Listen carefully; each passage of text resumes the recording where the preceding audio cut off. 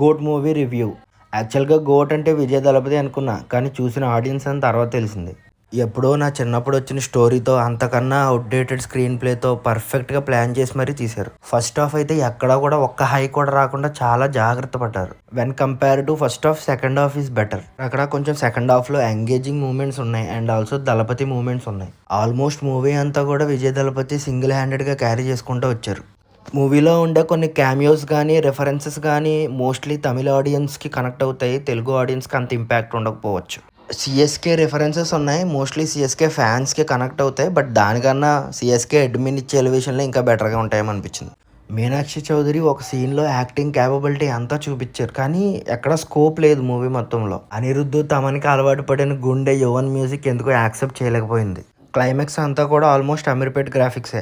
Overall అయితే దళపతి ఫ్యాన్స్కి average అనిపించవచ్చు, మిగతా వాళ్ళు స్కిప్ చేసేయచ్చు. Follow for more. Thank you.